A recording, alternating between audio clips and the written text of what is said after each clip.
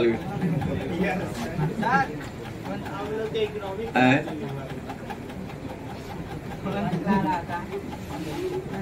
यहाँ रखवा लेंगे नेक्स्ट दिन से। तो मेसोपोटामिया जिसका शाब्दिक अर्थ होता है नदी के मध्य का भाग। कल के क्लास में हम लोगों ने शहरीकरण, लेखन कला और मेसोपोटामिया के सभ्यता के कंडीशन सिचुएशन के बारे में जाना था। तो आज जानते हैं कि मेसोपोटामिया की जो सभ्यताएं थी, कल भी हमने क्लास में कहा था कि अलग अलग काल में मेसोपोटामिया मतलब वर्तमान इराक में 3 परंपराओं का लगभग आज से 5000 साल पहले विकास हुआ था। इसमें सबसे पहले जिन सभ्यता का विकास हुआ था उसका नाम था सुमेर की सभ्यता।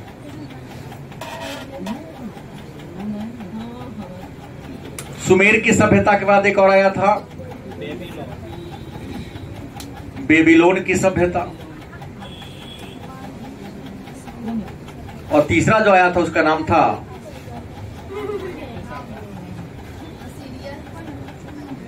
असीरिया की सभ्यता। मतलब मेसोपोटामिया की सभ्यता में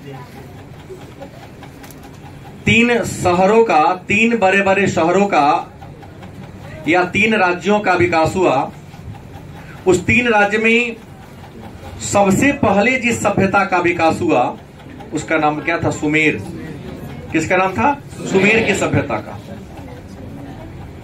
और सुमेर की सभ्यता जो मेसोपोटामिया के क्षेत्र में मतलब वर्तमान इराक में विकसित होने वाली पहली सभ्यता थी। इस सभ्यता में शहर का विकास तो सबसे पहले हुई थी कि नदी घाटी में हुई थी। नदी घाटी लोग कहाँ रहना शुरू कर दिया? नदी घाटी में रहना शुरू कर दिया। और नदी घाटी में रहने के बाद जब धीरे धीरे उनकी आबादी बढ़ी तो सुमेर की जो सभ्यता थी वो शहर जैसी सभ्यता थी। शहर तो थी नहीं पूर्णतः, लेकिन शहर जैसी सारी सुविधाएं वहां मौजूद थी।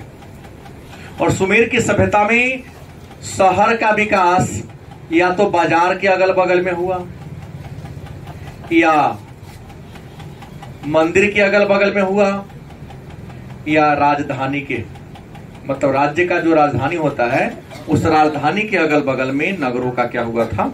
विकास हुआ था। सुमेर के सभ्यता में लोग घर बनाने के लिए मिट्टी का प्रयोग करते थे। घर बनाने के लिए किसका यूज करते थे? मिट्टी का यूज करते थे। अपने भारत में भी प्राचीन काल क्या हम बता दें आपको, 1990 के पहले की बात बता दूं, मैंने देखा है, उम्मीद है आपके गांव में भी ऐसा अवशेष होगा कि भीत वाला घर देखे होंगे आप लोग। लगता है देखने से ईंटा का दीवार है, लेकिन वास्तव में ईंटा का दीवार होता नहीं है। गील मिट को थोप करके बना दिया गया है। और उसको जब थोड़ा बेडौल हो गया, टेढ़ हो गया, तो सूखने के बाद कोदारी से या खुरपी से छील के उसको ईंट की तरह सुंदर सुडौल बनाने का क्या प्रयास किया गया। उसको साफ सुथरा करके लीप पोत करके लास्ट में चूना से गेरुआ रंग से रंग कर और अधिक आकर्षक बनाने का प्रयास किया गया। सुमेर की सभ्यता में मिट्टी के घर बनते थे और इसको सुंदर दिखने के लिए विभिन्न प्रकार के रंगों से उस पर चित्रकारी करने का क्या करते थे? काम किए थे। तो सुमेर की सभ्यता मेसोपोटामिया के क्षेत्र में विकसित होने वाला पहला शहरी सभ्यता थी। सुमेर की सभ्यता में नगर का विकास बाजार के आसपास, मतलब पहले बाजार विकसित हुआ और बाजार के अगल बगल में लोग अपना घर बनाना शुरू किया और धीरे धीरे वह बाजार क्या हो गया? बड़ा हो गया। उसके बाद मंदिर के अगल बगल में लोगों ने घर को या शहर को बसाना शुरू कर दिया, या राजा जहां रहते थे, राजा के राजमहल के अगल बगल में जहां देश के शासन को चलाने वाले लोग रहते हैं उसको राजधानी नगर कहते हैं। तो राजधानी नगर के अगल बगल में रहना शुरू हुआ। सुमेर के जो प्रमुख शहर थे उसका नाम था उर।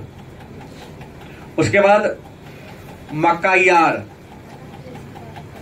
निपुर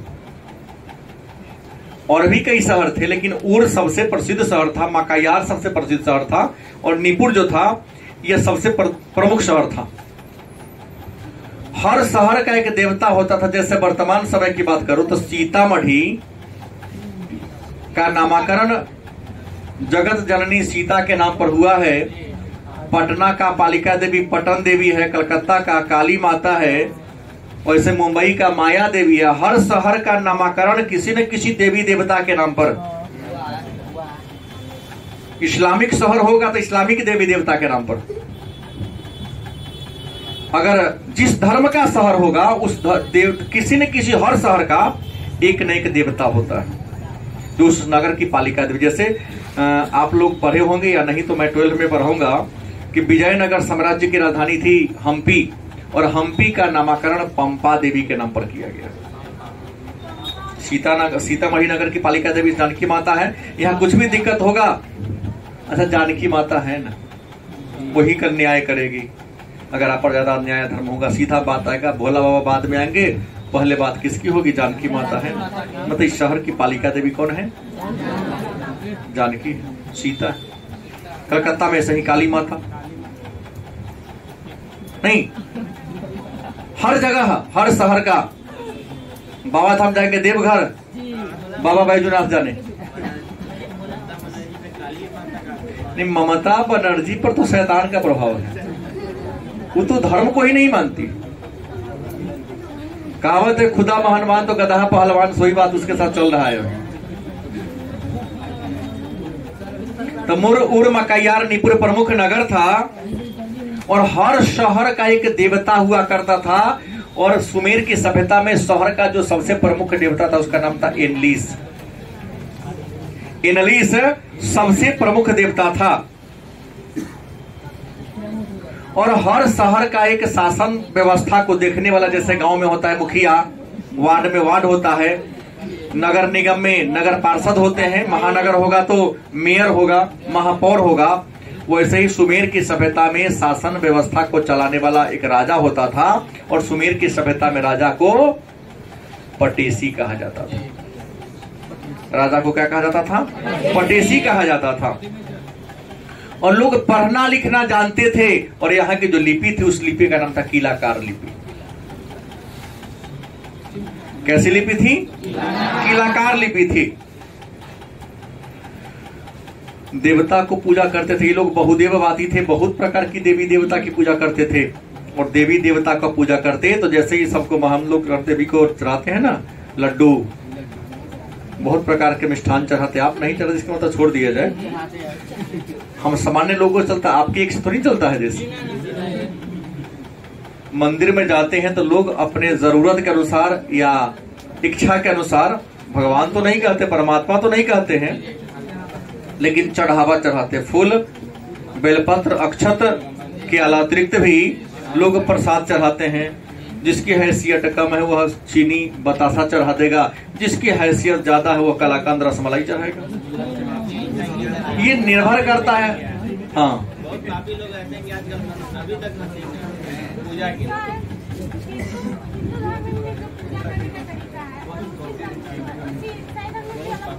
सभी धर्म के अपने अपने तौर तरीका अलग अलग है। इंसान के जीने का तरीका अलग है। तो यहाँ तो धर्म बदला तो व्यवस्था क्यों नहीं होगा? क्या जी? सब लोग कपड़ा ही पहनता, टी शर्ट का सीने का तरीका अलग हो गया, शॉर्ट पैंट का सीने का तरीका अलग है, कुर्ता सीने का तरीका अलग है। तो यहाँ धर्म बदलता है, जाति बदलती है, व्यवस्था बदलता है। जब कपड़ा का सिलाई का ढंग चेंज हो सकता है,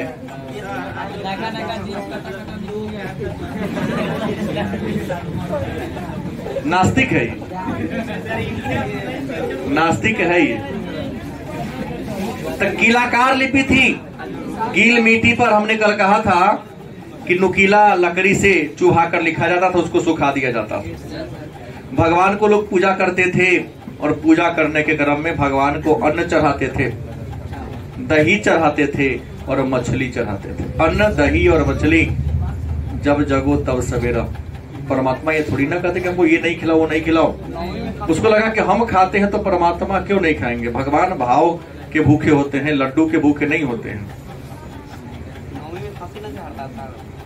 तो जब जगो, आपको जितना ज्ञान होगा उतने जानिएगा। आज संपन्नता बढ़ी है तो आप क्या कहते हैं? ये मछड़िया बर्तन है या मनिया बर्तन है। 1990 ईस्वी के पहले या 95 ईस्वी के पहले बहुत ज्यादा गरीबी थी। आज उसी में मांस मछली बन गया, कल उसमें प्रसाद बनेगा उसी बर्तन में। कहोगे नहीं मानते हैं, तो नहीं मानना तुम्हारी समस्या है। मैं जो अपने आंखों से देखा वो बात मानूंगा कि तुम्हारा कॉल सुन लूंगा? हाँ, इसके लिए करना क्या होता था कि उस पात्र को आग में जला दिया जाता था। बात समझ गए? ये सारी संपन्नता की बात है। लोग कहता कि फलाना त्योहार है तो मिट्टी के बर्तन पर होगा। जो मुंबई में रहता वहां तो मिट्टी का चूल्हा मिलवे नहीं करता था, गैस पर बनता है कि ना बनता है। परमात्मा कुछ नहीं कहते हैं, तुमको जैसी जो सुविधा हो वैसे करो। मंदिर जाना जरूरी नहीं है, मस्जिद जाना जरूरी नहीं है, लेकिन किसी को अहित नहीं पहुंचाना है। गलत सही? परमात्मा थोड़ी ना कहते भूखा रहो चाहे कुछ रहो। हाँ, लोग भूखा इसलिए रहता है कि जब अन्न पेट में रहेगा ना तो मन बहुत इधर भागेगा। और परमात्मा को प्रसन्न करना है तो सादगी तरीका से रहना होगा। और सादगी तरीका से रहना हो तो भोजन त्यागेंगे, थोड़ा सा कम करेंगे, तब ना अपना आपका मन इधर उधर क्या होगा, नहीं भागेगा। हाँ, बहुत लोग दूसरों के हिस्सा से खा जाता है। तो पटेसी की इलाका कहा जाता था। देवता को क्या चढ़ाते थे? अन्न, दही और मछली। देवता का वर्गीकरण था। जैसे देवता में बात करें तो हवा के देवता को एनलील कहा जाता था। हवा के देवता को एनलील कहा जाता था। हवा का देवता का नाम क्या था? लिखाने में सब लिखा दूंगा। पृथ्वी के देवता को एनकी कहा जाता था। इनकी जल के देवता को ईय कहा जाता था। और आकाश के देवता को ऊडू कहा जाता था। सुमेर के लोग भी मंदिर बनाते थे, लेकिन मंदिर पहाड़ की ऊंचाई पर बनता था। आज भी देखिएगा मंदिर जिसके गांव में हो थोड़ा ऊंचाई पर होगा, तो मंदिर बनता था बड़ी ऊंचे ऊंचे जगह पर। मंदिर को जिगुरत कहा जाता था। और जिगुरत का मतलब होता है स्वर्ग की पहाड़ी। जिगुरत का मतलब क्या होता है? मंदिर ऊंचे ऊंचे बनते थे, मीनार जैसी होती थी, चढ़ने के लिए ऊंची सीढ़ियां, लंबी 50, 100, 150 सीढ़ियां बनता था। उसको हम जिगुरत के नाम से जानते हैं। जिगुरत का मतलब होता है स्वर्ग की पहाड़ी। समाज, सुमेर के समाज की बात करते हैं तो समाज 3 वर्गों में बटा था। सुमेर का समाज कितने वर्गों में? आज भी हमारा समाज 3 वर्ग में ही बटा है। लेकिन आप लोग बहुत बुद्धिजीवी लोग हैं, पढ़े लिखे लोग हैं, समाज को हजारों वर्ग में बांट दिए। ही फलानमा जात, ही फलानमा जात, ही फलानमा जात। लेकिन रियल में समाज आज जाति धर्म पर नहीं बटा है। समाज केवल और केवल 2 ही वर्ग में बटा है, अमीरी और गरीबी में बटा है। लेकिन सुमेर के जो समाज था वह 3 भाग में बटा था। एक उच्च वर्ग था, दूसरा था मध्यम वर्ग था, और तीसरा निम्न वर्ग था। उच्च वर्ग का काम क्या था? देश के शासन व्यवस्था को चलाना। देश के जितने भी ऊंचे ऊंचे पदाधिकारी होते थे उच्च वर्ग में आते थे। स्वतंत्र नागरिक और बड़े बड़े बिजनेसमैन को मध्यम वर्ग कहा जाता था। और खेत में काम करने वाले किसान को और गुलाम को निम्न वर्ग में रखा जाता था। सुमेर की सभ्यता में अगर महिलाओं की बात करें तो सुमेर की सभ्यता में महिलाओं का स्थान बड़ी अच्छा था। उसे संपत्ति में, राजनीति में, पूजा पाठ में सबको अधिकार था। पति के मर जाने के बाद पत्नी ही घर की मालकिन हुआ करती थी। शादी विवाह में उस समय भी दहेज हुआ करता था, लेकिन दहेज की पूरी प्रॉपर्टी पर अधिकार महिलाओं का था। लेकिन एक और बुराई थी, बुराई की अच्छाई थी। महिला अगर व्यभिचार में चल जाए, अपने पति के रहते हुए पराये पति के साथ अगर उसका रिलेशन हो, तो उसको पानी में डुबाकर मार दिया जाता था। संतान उत्पन्न करने पर, मना करने पर उसको पानी में डुबाकर मारने की ऐसी परंपराएं देखने को मिलती है। इसके अलावा वहां देवदासी प्रथा थी। देवदासी प्रथा मतलब जो समाज में सुंदर लड़कियां हुआ करती थी, आजीवन ब्रह्मचर्य व्रत का पालन करते हुए उसे वो भगवान को अपना संपूर्ण जीवन समर्पित कर देती थी, जिसे आजकल हम लोग माईराम कहते हैं। माईराम नहीं, देवदासी उसे कहा जाता था। तो सुमेर के समाज में देवदासी परंपरा क्या थी? प्रचलित थी। लोग अपने जीवन यापन के लिए या तो खेती बाड़ी करते थे, या पशु को पालते थे, या मछली पालते थे। जैसे आज के लोग अपने जीवन यापन के लिए बहुत सारे लोग, कुछ सरकारी नौकरी है, कुछ प्राइवेट नौकरी है, कोई पशु पालता है, तो कोई खेती बाड़ी करता है, तो कोई अपना बिजनेस करता है। तो सुमेर की सभ्यता के लोग भी अपने जीवन यापन के लिए या तो खेती बाड़ी करते थे, या पशु को पालते थे, या मछली को पालने का काम करते थे। इस समय भी लोग देखो अब यही जगह जानबूझ के रहता है। अभी आप नहीं जानते तो जान लीजिए। हाँ। प्रश्न ये है कि इस समय भी लोग, जैसे हम कहीं दुकान में खरीदने जाते हैं तो कहते 100 ग्राम दे दीजिए, 50 ग्राम दे दीजिए, 1 किलो दे दीजिए, 5 किलो दे दीजिए, 1 कुंटल दे दीजिए सामान। तो माप तौल की इकाई को वर्तमान में क्या कहते हैं? ग्राम कहते हैं। लेकिन सुमेर की सभ्यता में या मेसोपोटामिया की सभ्यता में माप तौल की इकाई का नाम था मीना। क्या नाम था? मीना कहा जाता था। और 1 मीना बराबर लगभग 500 ग्राम के आसपास होता था। 1 मीना बराबर, अगर किसी को 1 किलो सामान खरीदना है तो क्या कहते? 2 मीना हमको दीजिए, चीनी 2 मीना, आलू, गलत सही? तो माप तौल की इकाई का नाम क्या था? मीना इस समय हुआ करते थे। शहरी सभ्यता थी इस समय का, इस कारण लोग तांबा का यूज करते थे, कांसा का यूज करते थे। जो थोड़ा गरीब लोग हुआ करते तांबा और कांसा का आभूषण पहनते थे। जो अमीर लोग हुआ करते थे सोना और चांदी का प्रयोग आभूषण में करते थे। लेकिन शीशा से भी लोग परिचित थे। चेहरा देखने के लिए आईना का प्रयोग, मैंने शीशा का प्रयोग किया करते थे। लेकिन शीशा के आविष्कार के पहले भी लोग चेहरा देखते थे। और शीशा के आविष्कार के पहले लोग अपना चेहरा पानी में देखा करते थे। किसमें? अगर पानी साफ हो, पानी स्थिर हो, तो आप चेहरा देखेंगे तो आपका चेहरा स्पष्ट, शीशा जैसा तो नहीं लेकिन दिख जाता है कि चेहरा में कोई गंदगी तो नहीं लगी है, चेहरा साफ सुथरा है या नहीं। धीरे धीरे सुमेर के सभ्यता के जो राजा थे कमजोर होने लगे, तो सुमेर की सभ्यता का पतन हो गया। और सुमेर की सभ्यता का जब पतन हो गया तो एक जनजाति थी, नाम था सोमेटिक। क्या नाम था? सोमेटिक जनजाति के लोगों ने सुमेर के सभ्यता के राजा की कमजोरी का फायदा उठाया और फायदा उठाकर एक नए राजवंश की स्थापना कर लिया, एक नए सभ्यता परंपरा की स्थापना कर लिया, जिसका नाम पड़ा बेबीलोन की सभ्यता।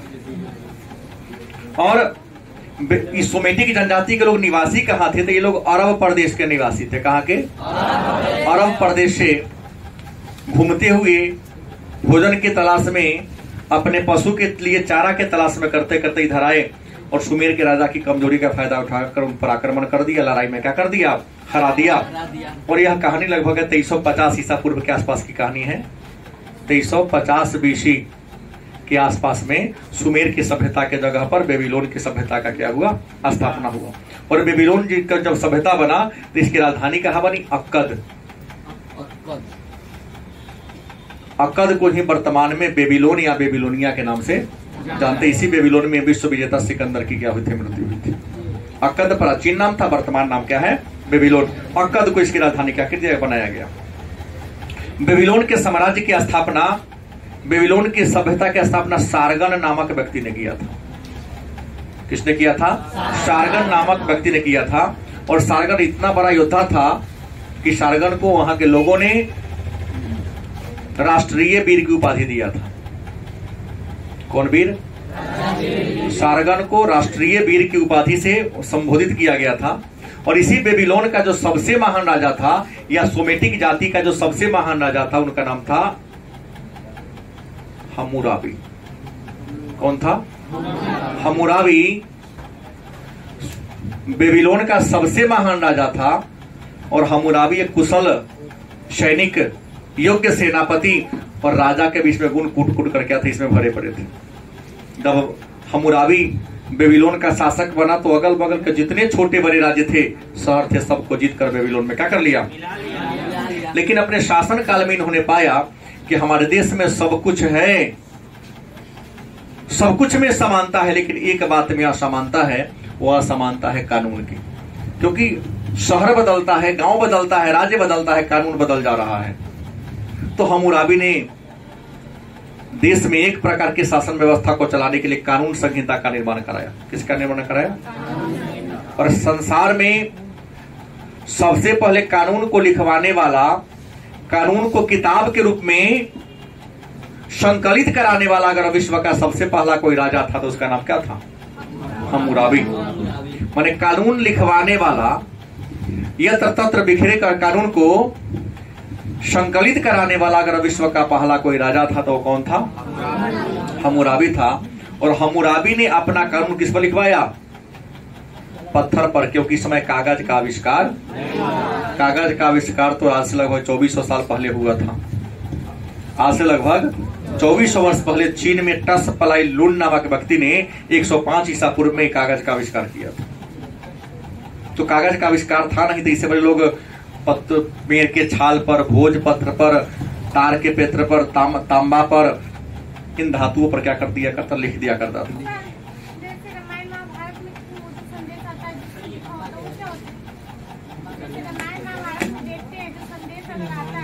आप ये जो सीरियल का ही ना, रामायण का है कह दिए, रामायण का सीरियल देखते हैं तो कपड़ा पर होता है वो क्या जी? तो कपड़ा पर दिखाता है ना।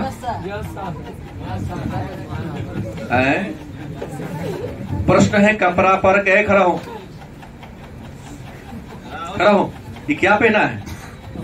नहीं, प्रश्न क्या पहना है? लिखल है कि ना? सिट डाउन, खड़ा हो। तुम्हारा प्रश्न क्या है?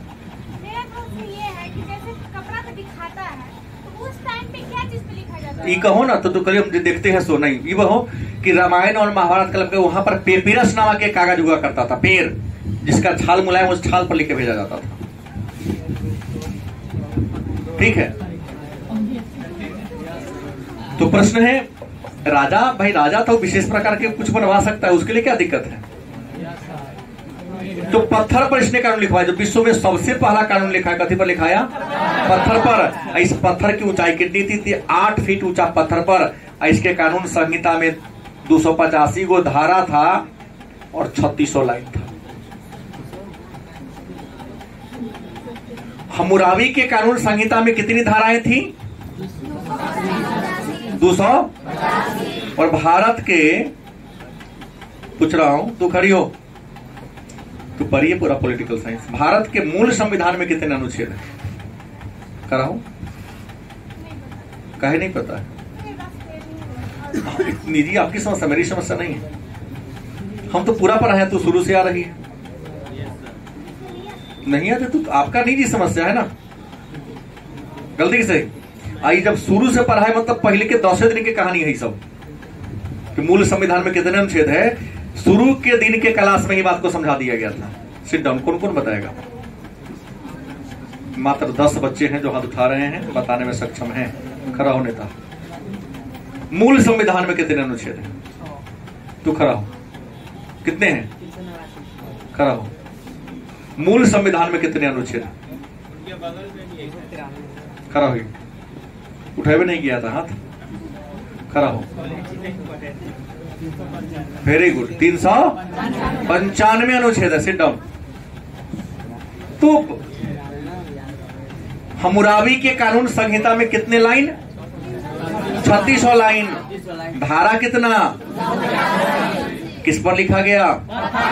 लेकिन इनके कानून की विशेषता थी टीट फॉर टैट, जैसा को तैसा। उस समय के लिए कानून ठीक था, वो वर्तमान समय के लिए पूरा बेकार है। मतलब जो तुम्हारे साथ जैसा करता है तुम भी उसके साथ वैसा ही करो। कोई तुम्हारा आंख फोड़ दिया, तुम भी आंख फोड़ दो। हाथ तोड़ दिया, हाथ तोड़ दो।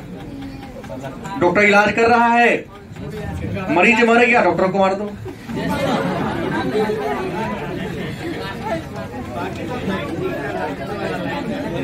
समय प्रकरण नहीं देने वाले को संपत्ति हड़प लो। लेकिन नियम था, आजकल ये लाइन जरूरी था कि अगर कोई पुत्र अपने पिता को मारे तो उसको हाथ काट लिया जाए। हम्मुराबी कटवा लेता था। पता चल गया कि बच्चा, बेटा अपने पिता पर हाथ उठा दिया, उसके हाथ का निर्माण करने वाला पिता ही नहीं है, तो राजा बुलबाग पर हाथे कटवा देता था। पिता को क्यों मारा? आज के समय में ये कानून, ये लाइन जुड़ना जरूरी है।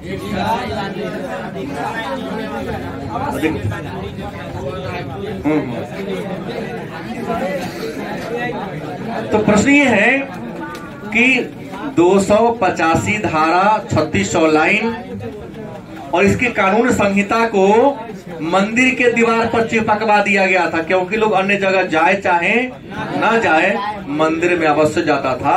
और जिस मंदिर के दीवार पर टंगवाया था उसका नाम था मर्दूक। मर्दूक मंदिर के दीवार पर क्या कर टंगवा दिया था। समय जैसे 2350 BC में आया और आज आपका चल रहा है 2022। इसको 2300 मानिए, 2022 लगभग 43-44 वर्ष पहले, ईसा के पहले हम लोग ईसा के बाद हैं, दोनों को जोड़ दीजिए, लगभग 4500 साल पहले की कहानी है। अब सवाल है, तो सुमेर की सभ्यता का समाज भी 3 भागों में बटा हुआ था, तो बेबीलोन का समाज भी 3 भाग में बटा हुआ था। पहला उच्च वर्ग, लेकिन एक बात था, उच्च वर्ग को यहां अविलम कहा जाता था। क्या कहा जाता था? मध्यम वर्ग को मुस्केनम कहा जाता था। मतलब उच्च वर्ग को क्या कहते हैं? अविलम। मध्यम वर्ग को मुस्केनम कहा जाता था, बाकी निम्न वर्ग को निम्न ही कहा जाता था। उच्च वर्ग में बड़े बड़े पदाधिकारी होते थे, राजा होते थे, राजा के खानदान के लोग होते थे। बड़े बड़े बिजनेसमैन और स्वतंत्र नागरिक मध्यम वर्ग में होते थे। और खेती बाड़ी करने वाले गुलाम जो होते थे उसको निम्न वर्ग कहा जाता था। गुलाम का कोई औकात नहीं था, बिना वेतन के एक बार भोजन मिलेगा, उसी में उसको जीवन निवासन करना है। गुलाम का खरीद बिक्री भी होता था। और बेबीलोन के समाज में भी आपको बता दें कि पर्दा प्रथा भी थी। पर्दा प्रथा मतलब ढकने की परंपरा। जैसे स्त्रियां गौरव सम्मान का प्रतीक है, तो हमेशा पर्दे में रहना ज्यादा बेटर होता है। उस समय पर्दा हुआ करती। आज तो शादी विवाह के अवसर पर क्या देखते हैं, आज तो कन्या को देखने का सिस्टम ही खत्म हो गया। क्योंकि जो दिन ब्याह के दिन बरमाला करता है, कहता जयमाला, रे पूरे वो जयमाला विजय पर न होता है, बरमाला कहो। बाबा देखा, नचनिया देखा, गवैया देखा, ढोलकवैया देखा, सब देख लिया, अब मुंह दिखाई कौन देगा? स्टेज में बैठा खा देख लो, सब देखा कहा कि देख लीजिए। हम कहले माइक क्या हम तो देख लिए, पैसा बच गया मेरा। डांसो करवा देता है, कुछ ऐसे फैशन में आ गए। अब घर की बहू बेटी को लारेदारों से नचवा रहे हैं। अब ये कौन तरीका हो गया? देखिए आप लोग मॉडर्न होते जा, लेकिन मैं इस चीज का सपोर्टर, मैं व्यक्तिगत रूप से नहीं। तो प्रश्न क्या है, लोग आजकल कहता है ये करने से हम हाई फाई हो गए। बुर्बक हाई फाई, सम्मान को मर्यादा को गिरा के इंसान हाई फाई होता है। सब कुछ खरीदाता है, मर्यादा नहीं खरीदाता है। प्रतिष्ठा से बड़ा कोनो चीज होता है नहीं। लेकिन ऐसे करने वाले लोग कहते हैं कि नहीं बहुत हाई फाई, अरे अच्छे घर के लोग हैं। नहीं, अच्छा घर हो सकता है, सोच लो क्वालिटी का। जिसे पर्दा है उसको रोड पर खड़ा कर नचवा रहे हैं। देखता हूँ रोड का समय घर जाने के क्रम में अच्छे अच्छे घर के रोड पर सिर्फ बस वाला रुका है, नाच करे, बस में जितना का रहा ठेला वाला सब देख रहा है। अरे पार्टी खोल दो एक बार, अच्छा ऑर्केस्ट्रा खत्म होगा, उच्च कुल की महिलाएं लोग नाच करके पैसा कमाएंगी। ऐसे ही दिखाई रही तो कोई पैसा नहीं दे रहा है, मंच पर नाचेगी तो ज्यादा पैसा मिलेगा। बात बुरा लगेगा तो वापस लूंगा भी नहीं, कान में रुई ठूस लो। क्योंकि मैं गलत बात नहीं बोला कि मैं वापस लेने जाऊं। प्रश्न अविलंब मुस्केनम कहा जाता था। देवदासी प्रथा थी, लेकिन देवदासी मंदिर में जो सुंदर सुंदर लड़कियां होती उनको रखा जाता था। उनको एक शर्त था कि आजीवन ब्रह्मचर्य का पालन करना होता था। मतलब उसे शादी विवाह के बंधन में नहीं बंधना पड़ता था। लेकिन अगर पकड़ में समझ में आ किसी को कि महिला अगर व्यभिचार में लगी हुई है शादी से पहले या शादी के बाद भी, तो उनके साथ एक ही अपराध था। जैसे सऊदी अरब में वहां पर जैसे अपने यहाँ जितनी बलात्कार की घटनाएं घटती सऊदी अरब में नहीं होता है। अगर पकड़ा गया तो पत्थर से मार मार के मुंगा दिया जाता है। और अपने यहाँ तो वकील उसका मिलता है, हम तो हर केस लड़ेंगे। छोटा वकील के बाल बज तो ऐसा होता क्या करेगा? लड़ेगा वकील? करेगा नहीं करेगा। उसका वकील मिल जाता है कि चलो हम तो हर केस लड़ेंगे। काहे पैसा उसके बेटी के साथ हो तो क्या करेगा? लड़ेगा वो? कहना कि नहीं बलात्कारी का केस मैं नहीं लूंगा। पैसा मिलेगा तो ईमान बेच लेगा। कुछ ऐसी काम है जिसके लिए वकीलाई नहीं करना चाहिए। हमर बात है, व्यवसाय है तो नहीं चलेगा। दूसरी मुद्दे की बात बता रहा हूँ, यहाँ पानी में डुबा कर मार दिया जाता है। जैसे सऊदी अरब में पत्थर से मार मार के मुआ दिया जाता है। कोरा लग सऊदी अरब अभी वर्तमान समय में भी होता है। सऊदी अरब में अकेली लड़कियां अगर रात भर घूम जाए, उससे कोई टोकने पूछेगी तब बोलेगा, तो कोई बोलबो नहीं करेगा। अपने यहाँ तो एक बेटी आती है पढ़ने, 4 को कुत्ता की तरह पीछे पीछे घर तक पहुंचाता है, घरे पहुंचाने। हम बोलता हूँ ना, खाता अपना बाप के रखवारी, कुत्ता की तरह पीछे पीछे ओकरा पीछे करता है। यहाँ देखते झुंड में खड़ा रहता है 10-5 को, वहां झुंड में खड़ा क्या अकेला लिए रहता है। अब आप लोग हैं तो बुरा लगेगा, ना है तो हमारा बात अच्छा लगता होगा। अबिलम मुश्किनम की बात मैं कर रहा था। अब प्रश्न है, इसी बेबीलोन में एक सबसे बड़ा काव्य लिखाया गया, महाकाव्य, जिसका नाम था गिलगामेश। गिलगामेश बहुत बड़ा एक ग्रंथ है जो बेबीलोन के एक राजा के बारे में है। हमने कहानी कल कहा था शायद कि मृत्यु पर विजय की बात नहीं कहा था, दूसरे बच्चे बोला था। गिलगामेश का महाकाव्य में लिखा गया है कि अशुरबनीपाल एक राजा हुआ करता था, जो मैं आगे चर्चा करूंगा। असीरिया के साम्राज्य में इतना बड़ा योद्धा था, इतना बड़ा विजेता था, उसके समकालीन जितने भी अगल बगल में राज थे, सबके राज को क्या कर लिया, जीत लिया। और जिस राजा को लड़ाई में हरा देता, उस राजा से अपन रथ खिंचवाता था। इसके रथ घोड़ा नहीं खींचता, राजा को गुलाम बना कर रखता। हाँ, हर दिन। एक बार की कहानी, इसका सबसे प्रिय मित्र, गिलगामेश महाकाव्य में लिखा हुआ है, इसका सबसे प्रिय मित्र क्या होता है, मर जाता है। राजा के पति का दिमाग कम होता है। पूछा कि मर कैसे गया, मारा इसको कौन? तो किसी ने कह दिया, कम बुर्बक, थोड़ा कम पढ़ा लिखल पंडित रहा होगा, एक ने लिखल, यमराज ने मार दिया। ओकरा बुझा यमराज को रुआते राजा है, अपना मित्र के सबको बक्सा में बंद करके चलो यमराज को ही लड़ाई में हरा दे। तो मेरे मित्र को हिम्मत उसका कैसे हो गया लड़ाई में हरा दिया? हमको नाम नहीं सुनाओ। लाश को रखा पीछे, लगा घूमने। इस घूमने के क्रम में अगल बगल में बहुत सारे राजाओं को हरा दिया,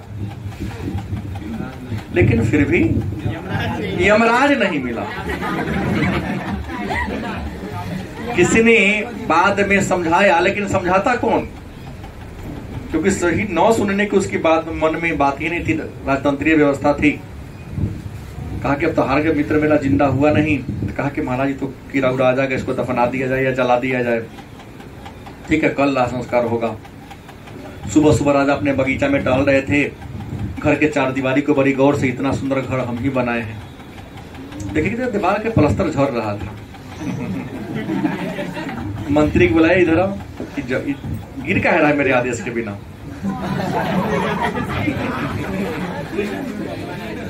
आप लोग जैसे नरी नगरी चौपट राजा, आप लोग जैसे राजा की कहानी है, ये जौहर का है, हम बनवाए तो मेरे जीवन काल में। तो कहा महाराज, एक सीमेंट जो है ना, मसाला का पकड़ कमजोर हो गया है।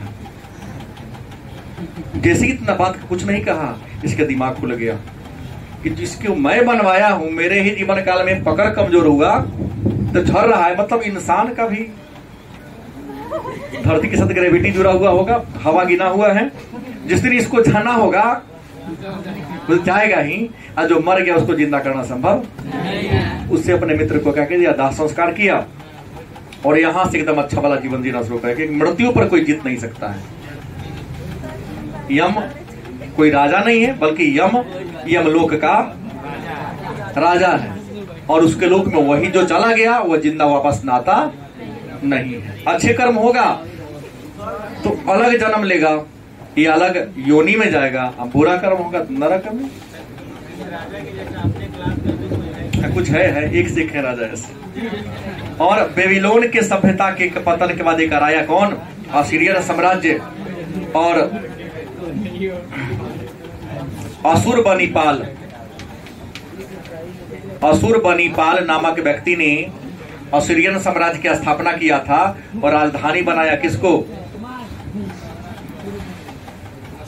कल्खी को अपना क्या बना लिया? राजधानी बना लिया। और इसी असुर बनीपाल के बारे में कहा जाता था कि बंदी राजाओं से, गुलाम बनाए गए राजाओं से क्या करता था? रथ खिंचवाता था इंसान से। ऐसे ऐसे महापुरुष हमारे विश्व में हुए हैं। और असीरिया साम्राज्य में पहली बार आया कि जिला में वर्गीकरण किया गया। जिला के शासन को चलाने के लिए एक अधिकारी को बहाल किया गया जिसका नाम था वोल्फ, और जिला को कहा जाता था पख्थी। जिला को पख्थी या जिला के डीएम को क्या कहा जाता था? वोल्फ कहा जाता था। यहाँ पर समाज यहाँ मात्र दो वर्ग में बटा था। एक का नाम था स्वतंत्र नागरिक और दूसरा का नाम था स्त्री। माने स्त्री और पुरुष दो वर्ग में समाज क्या हुआ था? यहाँ पर बटा हुआ था। और याद कर ले, इतिहास में पर्दा प्रथा की शुरुआत इसी असीरिया में हुआ था। इससे पहले पर्दा प्रथा मान्यताएं नहीं थी। हाँ, वेश्या पर्दा नहीं कर सकती हैं, देवदासी पर्दा नहीं कर सकती हैं, बाकी जितने भी स्त्रियां हैं सबको पर्दा करना पड़ता था। नियम था, परंपरा था। अच्छा कदम। और इसी असुर में यहाँ पर एक लेखन कला का क्या हुआ? शुरुआत हुआ। लेखन कला मतलब होता है लिखने की शैली। लेखन कला का मतलब क्या होता है? लिखने की शैली का विकास आपको असीरिया की सभ्यता में ही हुआ था। ठीक है सर, लिखना शुरू क्यों किया? न लिखता तो काम नहीं चलता। तो लेखन कला से इंसान को बहुत ज्यादा फायदा हुआ। एक मिनट। लेखन कला से इंसान को बहुत फायदा हुआ। जैसे फायदा ये हुआ कि आपके से बहुत सारे बच्चे फी जमा कर दिए। बहुत सारे बच्चों ने पूरा फी जमा किया, कुछ बच्चों ने कुछ कम किया। कहेंगे कि सर मैं कितना दिया, तो हमको याद थोड़ी इतना रहता है। सबको डायरी मेंटेन करके रखा हूं। तो लिखने से ये फायदा है किसने कितना दिया, कौन तारीख को दिया, कौन नहीं दिया। दूसरा, किसी चीज को आप उधार दे दिए हैं, एक आदमी के देंगे तो याद रहेगा, दो को देंगे तो याद रहेगा, सैकड़ों आदमी को आपने दिया है तो याद रहेगा? ये कहेगा हम लिए ही नहीं, तो कहोगे ना फलानमा तारीख के फलानमा सामान आपको हम दिए थे। कई बार गांव में लोग दुकान में सुधार ले लेता है, अब हो हम तो ले ना इतना केना हो गए, एक महीना में हम इतना खा जाओगे। ऐसे ऐसे उधार लेके रास्ता बदल देने वाले महापुरुषों की कमी नहीं है अपने यहाँ। सही बात है ना? कहीं ज्यादा हो गया तो कहेगा इतना क्या हम खाए, नून दिल तक खाई लेते हैं। सही बोल रहा हूँ। तो इसलिए उसके सामने लिखने से क्या होगा? याद दिलाओगे ना, फलानमा तारीख को लिख देता, चीनी आधा किलो, तेल आधा किलो, नमक आधा किलो लिखाता है ना। हाँ हो याद आ गया। तो जोरन दाम कितना हो लेते समय नहीं पता चला, देते समय वो इतना हो गया। तो लेखन कला से ये सारी क्या होती है? फायदा होती है। या सवाल क्या था?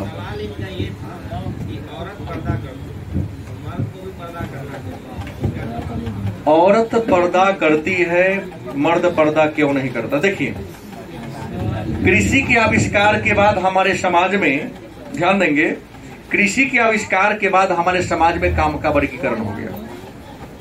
घरेलू संसार महिलाओं के जिम्मे सौंप दिया गया और बाहरी संसार पुरुषों के लिए सौंप दिया गया। मतलब घर गृहस्थी को चलाना महिलाओं की जिम्मेवारी कर दी गई और खेती बाड़ी पशुपालन पुरुषों के जिम्मे कर दिया गया। प्रकृति ने दो जाति ही बनाया है, एक का नाम है स्त्री, दूसरे का नाम क्या है? पुरुष। दोनों के विचार व्यवहार लगभग समान है, लेकिन शरीर की जो संरचना है प्रकृति ने दोनों को क्या कर दिया? अलग अलग कर दिया। तो पर्दा इसलिए कि ढककर रहने से खूबसूरती क्या होती है? बढ़ जाती है। और भी कई ऐसे रीजन हैं। अगर नहीं होता तो हमारे गोस्वामी तुलसीदास ने एक रामायण में, रामचरितमानस में लिखा है कि अति वृष्टितः फुटहि कियारिया जीवी स्वतंत्रतः विग्रही नारी। अर्थ, ज्यादा वर्षा होने से खेत का जो आरी है वो टूट के ऊपर से पानी बहना शुरू होता है। बुरा नहीं मानना है। वैसे ही नारी को या स्त्री जाति को ज्यादा आजादी दे देंगे तो आपके घर के मान मर्यादा मिट जाएगा। तो हमारे महापुरुषों ने लिख दिया, कहीं कहीं पर बातें देखिए, जब तक कंट्रोल किया गया हमारे समाज में सब कुछ ठीक ठाक था।